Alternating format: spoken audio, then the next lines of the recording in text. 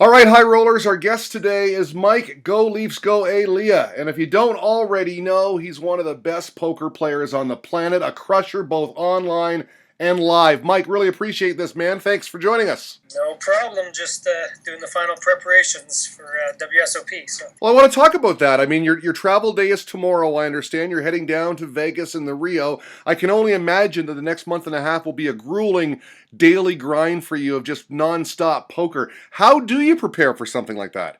You can never really prepare too much.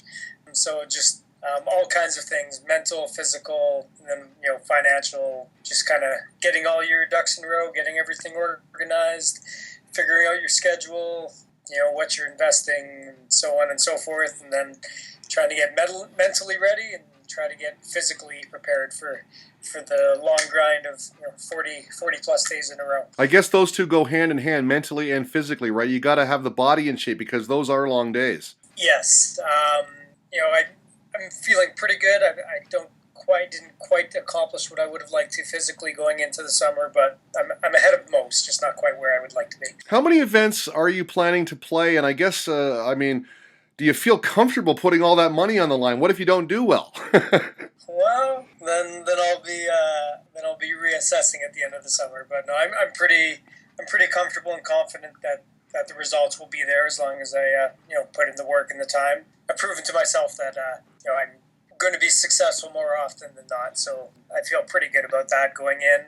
How many events? That I guess that'll sort of depend on how things are going and just the flow of the summer. I'm leaving it a little bit open in terms of whether I'm going to multi-table events or not. So if I'm going really deep in events, it might mean I actually play a little bit less because I might skip a few more. But if things are going really well, then I'll probably multi-table a little bit more, which will then maybe mean a few more events. So it's kind of the flow of the summer will dictate exactly how many events I play. But I'll be playing every day, and I won't be skipping very many events unless it's because I'm super deep in something else. So upwards of 40 events probably, I guess, would probably be about the average. Wow. Well, I'm playing one event 57. It's the $1,500 pot limit Omaha high-low. And, for me, that's a lot of money. And I'm watching the Super High Roller Bowl today, and they're spending $300,000 for a poker tournament. But I guess at your level, you've proven you're a winning player. 2 scoop titles, by the way. Congratulations in 24 hours this year. You've proven to yourself that you can do it. So this is just part of your career, right? This is just part of the job. Right. Well, this is what I look forward to all year more than anything else. So you could cut out just about all other poker from my schedule. Not that I want to, but as long as I can play WSOP every year, that's what matters the most to me. So yeah, so I've been waiting for this day since July last year. So I can't wait to get back out there and fire in the buy-ins and see what happens. You just recently posted on Facebook your last few major tournament series results. Listen to this. This is amazing. 2015 WSOP, 11 cashes, 3 final tables, a 2nd, 4th, and 7th. You were 10th in the Player of the Year race. 2015 W Coupe, 9 cashes, 4 final tables, including a 1st, 5th in the POY. 2016 Scoop, 33 cashes, 4 final tables, 2 firsts, and 5th in the Player of the Year. And 2016, you say the best is yet to come. LFG, let's fucking go, right? You're ready. You got it. And you're confident. That's important too, isn't it?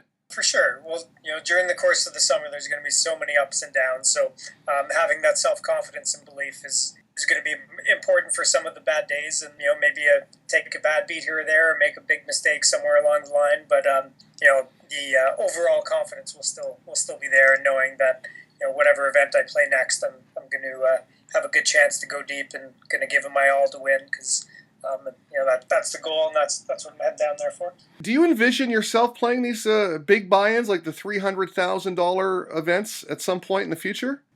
It's definitely something on my mind. It's not the most important thing to me. Right now, my biggest goal is is WSOP bracelets. There's a $100,000 event down there this year, or $111,000 event. So I anticipate playing that and the $50K this year, the Poker Players Championship. So those are pretty big buy-ins that I'll most likely play because it's an event that's important to me.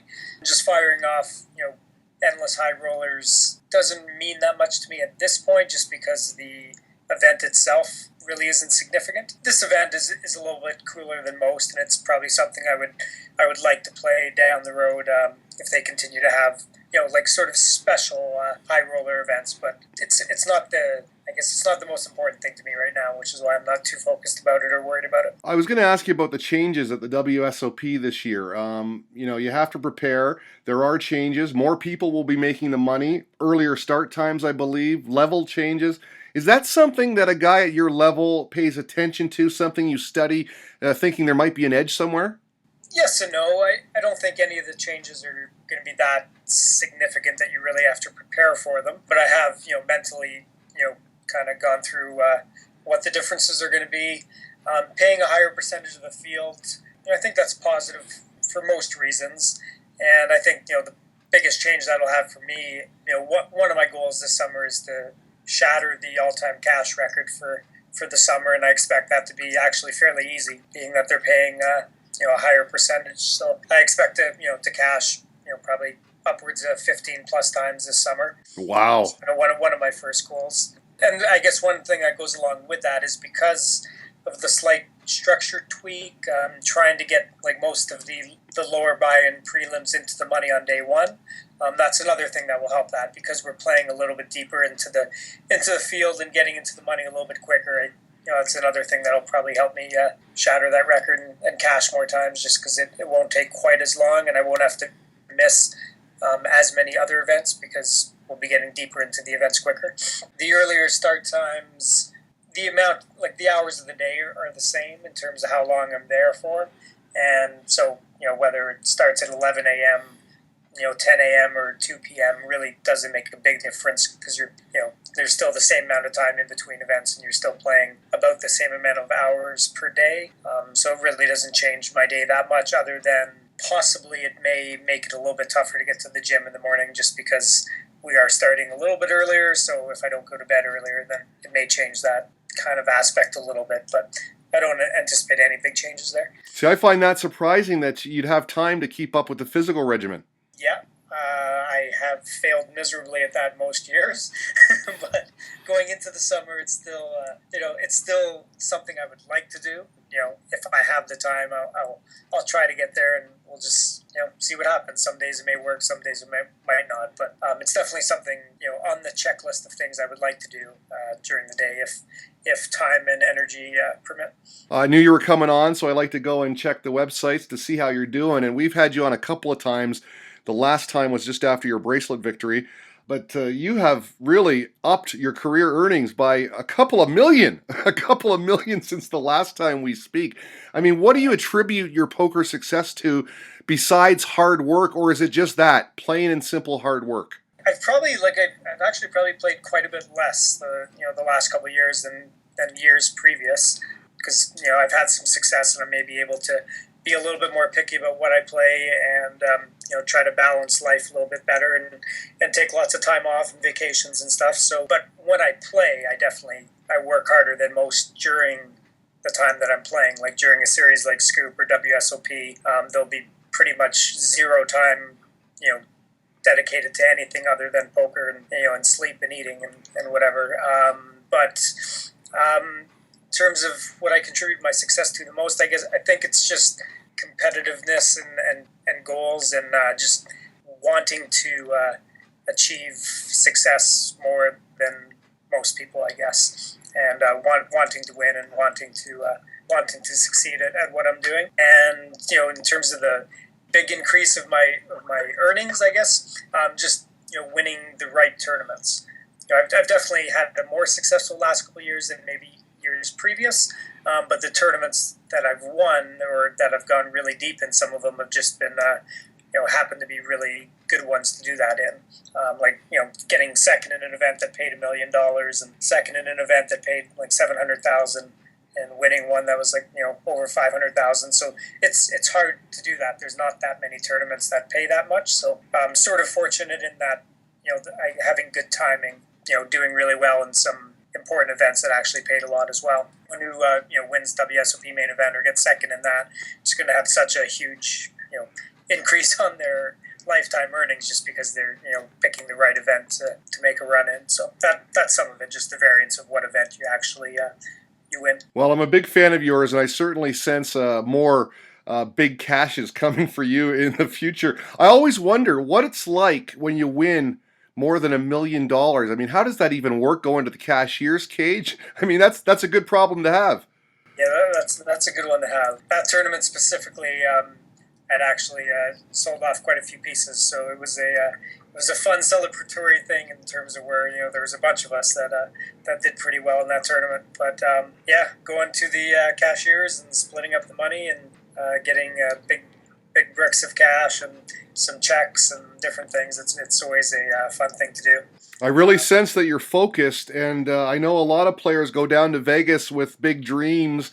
You know, a lot of players with some natural talent, but they get caught up in the Vegas lifestyle and they end up drinking and partying, and they just can't do it the next day. Yeah, well, it's different for everyone. Some people need the breaks and the kind of escapes and get away and relax and have some fun. Myself personally, it's just not me. When I'm focused on something, that's all I want to do, and I'll have fun once WSOP is over. But everyone's a little bit different, and I've experienced it quite a few years in a row now, so I kind of have a pretty good idea of what works for me and what I'm going down there for. So everyone's a little bit different. So. Well, we certainly wish you the best of luck on smashing that cash record, a couple of bracelets perhaps, and way up there in the Player of the Year race. Before we let you go, Mike, a couple of questions about the Global Poker League. First of all, how do you think that's going?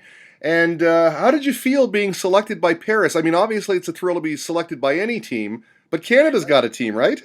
Yeah, there's a team in Montreal, which was one of the teams that I thought I might have a chance at getting selected. But there's a lot of great French Canadian players, so I knew I'd be in tough just to make that squad. So I was definitely just hoping to get selected by anyone, and thrilled that it was Paris and the players in that team. I know most of them quite well and have gotten to know the other ones, and it's a great group of guys, and I love our team and I love our chances this year.